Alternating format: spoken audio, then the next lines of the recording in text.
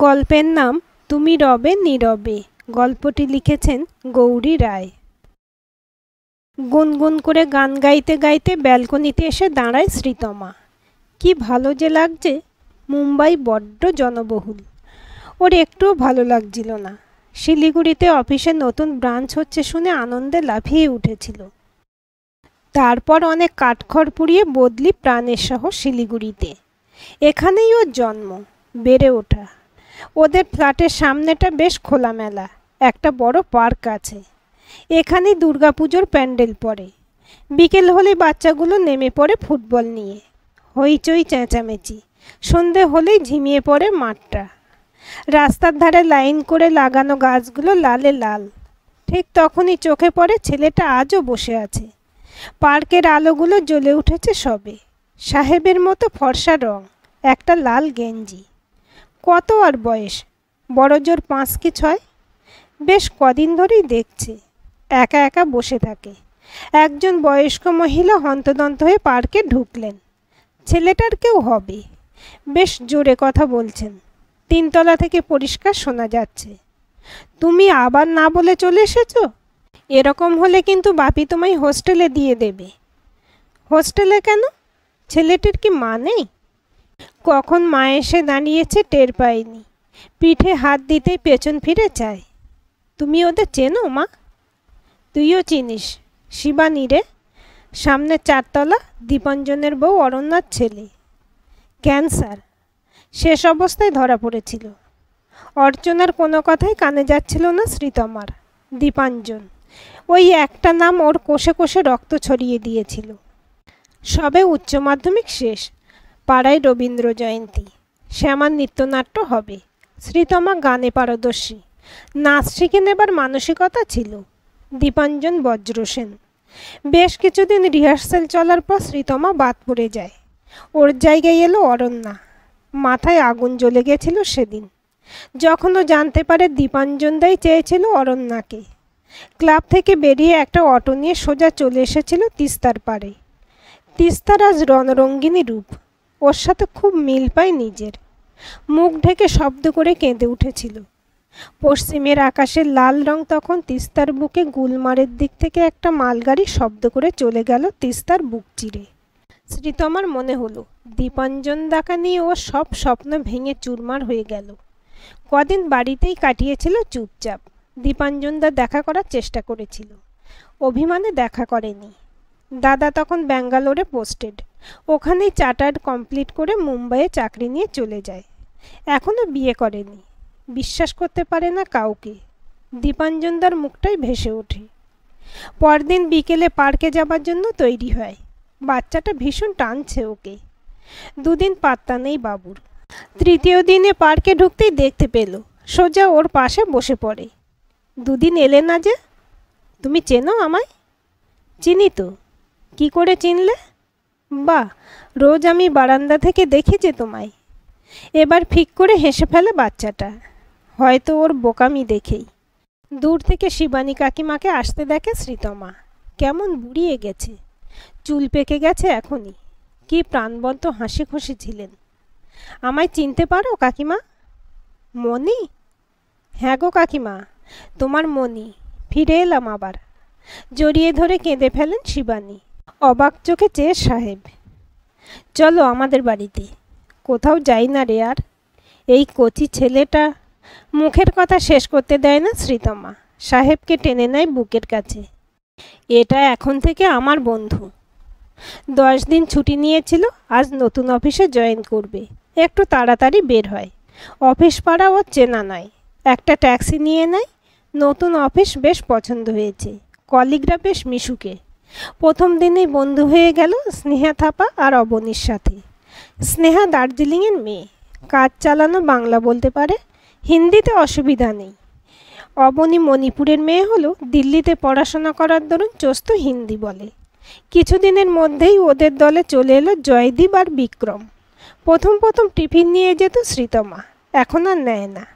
একটা চাইনিজ রেস্টুরেন্টের সন্ধান পেয়েছে, খুব টেস্টি আর দামেও চিপ। রবিবার সকালে কাকিমাকে নিয়ে হাজির সাহেব। ছেলের আবদার, আজ ওদের বাড়িতেই থাকতে হবে। অনেক বুঝিয়ে বাড়ি পাঠিয়েছে ওকে। কিছু কাজ আছে, সেরে নিয়ে দুপুরেই চলে যাবে। ওখানেই খেতে বলেছে কাকিমা। সারা সপ্তাহের ময়লা জামা কাপড়, প্যান্ট, টপ, কাচার জিনিস নিয়ে যায় যে ছেলেটা, তার জন্য অপেক্ষা করতে হয়। বুঝে নিতে হয় আগের কাচতে দেওয়ার জিনিসগুলো। স্নান সেরে শাড়ি বেছে নেয় শ্রীতমা। এমনিতে শাড়ি পরা হয় না, জমে গেছে অনেক শাড়ি। একটা আড়ষ্টতা গ্রাস করছিল, কতদিন যায়নি। কিন্তু কাকু কাকিমার আন্তরিকতায় দূর হয়ে গেল সব। খুব হই হই লাগিয়েছে সাহেব। খাবার পরেও ওকে নিয়ে শুতে হলো। সাহেব ঘুমোলে পায়ে পায়ে দীপাঞ্জনদার ঘরে ঢোকে। একটা ব্যাপার অবাক হলো, সারা ঘরে অরণ্যার কোনো ছবি নেই দেখে। Morning shows the day. ভোরের ঝলমলে আকাশ দেখে শ্রীতমার মনে হলো কথাটা। আজ জয়দীপের ম্যারেজ এনগেজমেন্ট। একটা ছোট্ট পার্টি দিয়েছে। মেয়েটা বেশ মিষ্টি, স্মার্ট, মুসলিম। জয়দীপ মুখার্জি। বাড়িতে মানবে না জেনেই ওরা প্রস্তুতি নিয়েছে। মেয়েটার নাম লায়লা খাতুন, কলেজে পড়ায়। জয়দীপের থেকে 2 বছরের বড়, কিন্তু অসাধারণ ফিগার। 28কে 18তে ধরে রেখেছে। অফিস থেকে ওরা সোজা মনোজিতের ফ্ল্যাটে চলে যাবে। পার্টিতে শাড়ি পরবে। মায়ের একটা জমকালো বেনারসির প্যাকেট করে নিয়েছে। মনোজিতের ফ্ল্যাটে গিয়ে চেঞ্জ করে নেবে। হালকা ড্রিঙ্কস নিতে হলো বন্ধুদের জোড়াজুড়িতে। লায়লার কজন বন্ধু বান্ধবী এসেছিল। তাদের মধ্যে তনবীরকে বেশ ভালো লাগলো শ্রীতমার।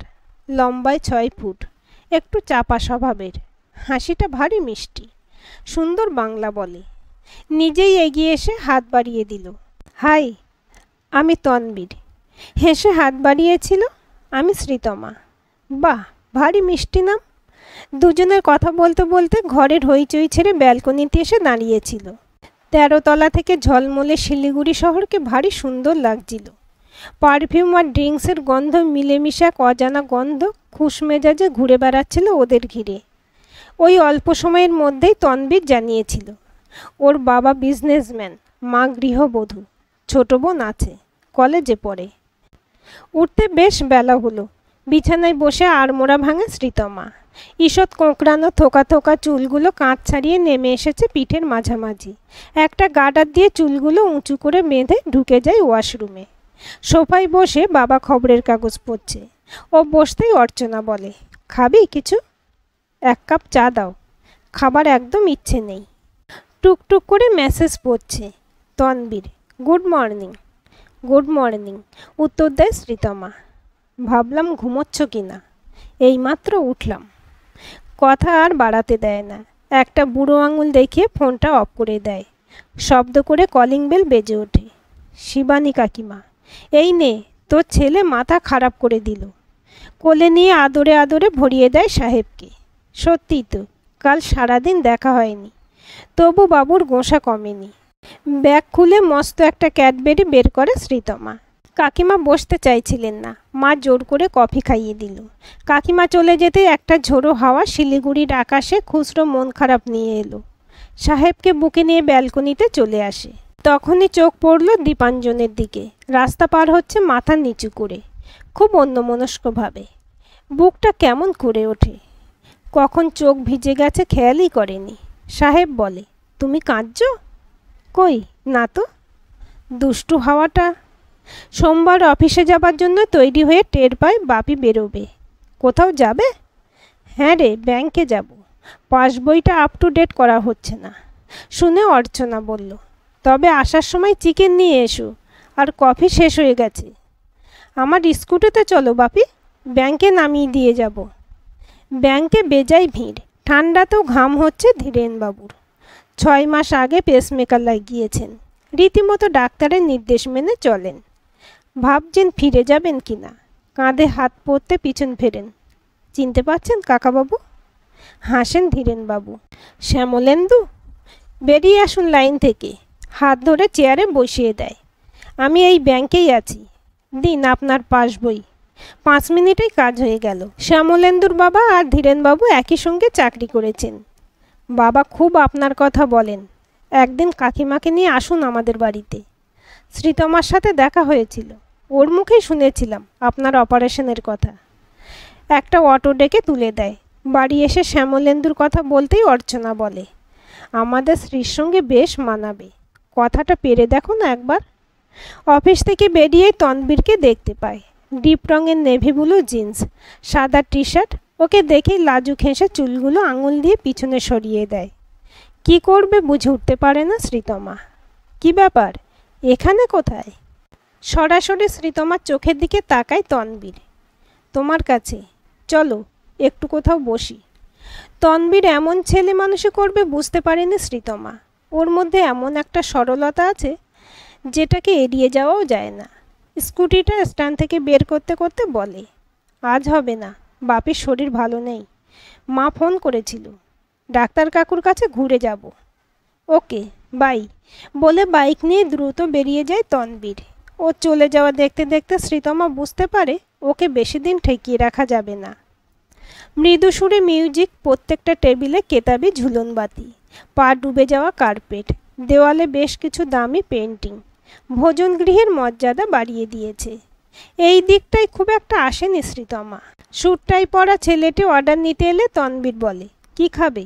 Chinese, Mughlai, continental? মাথা নেড়েছিল শ্রীতমা। তুমিই বলো, আমার সবই চলে।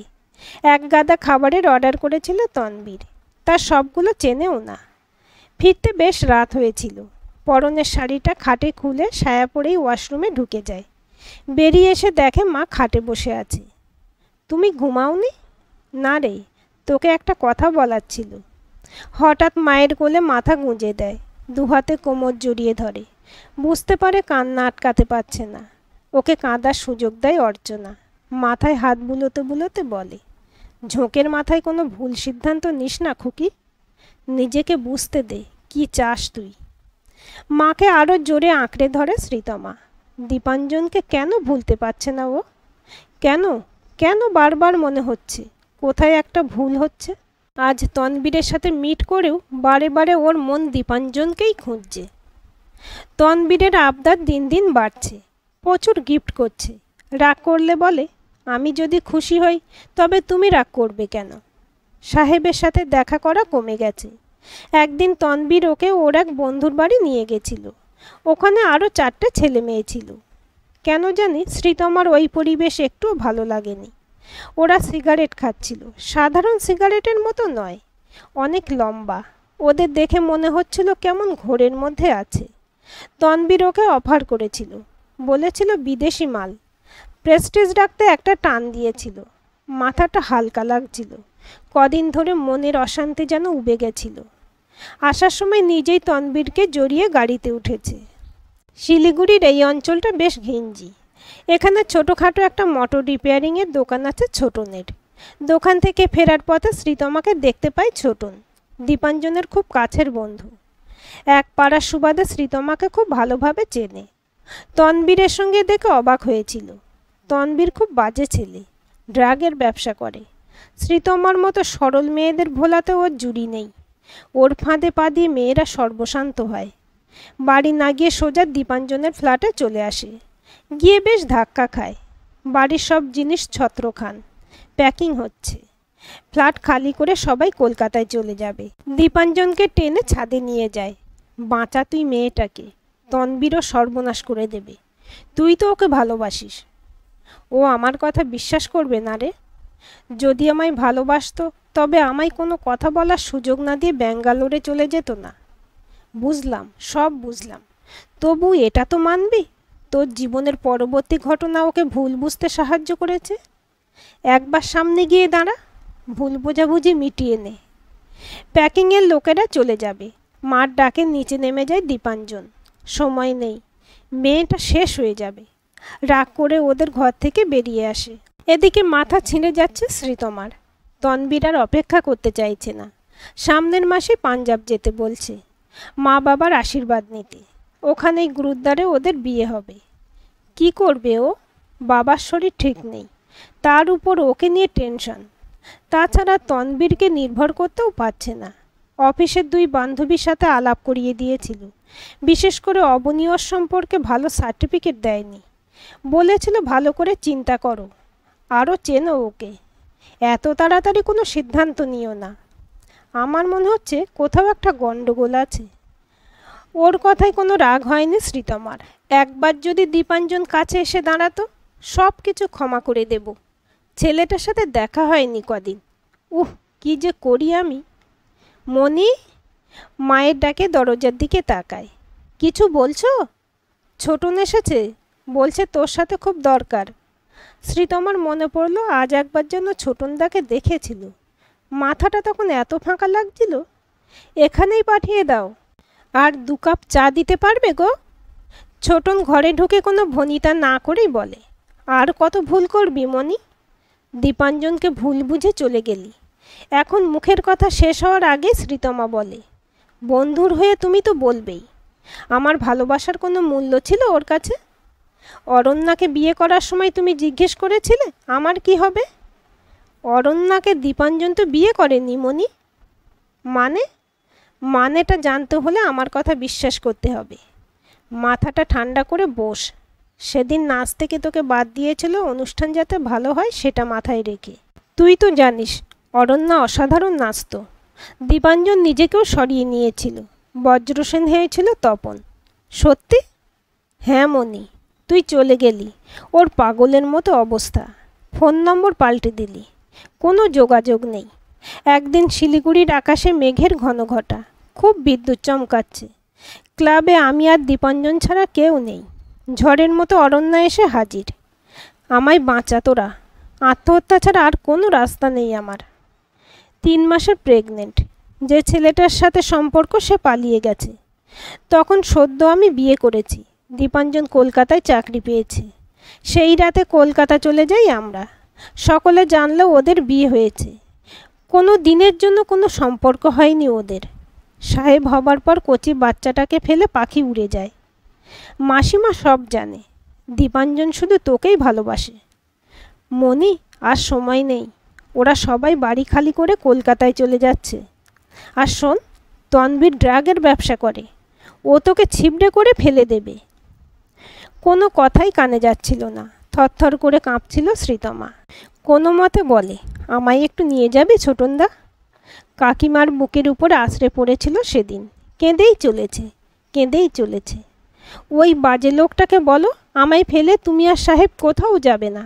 বলো ওকে। বাবু, এই পাগলিটাকে তুই সামলা।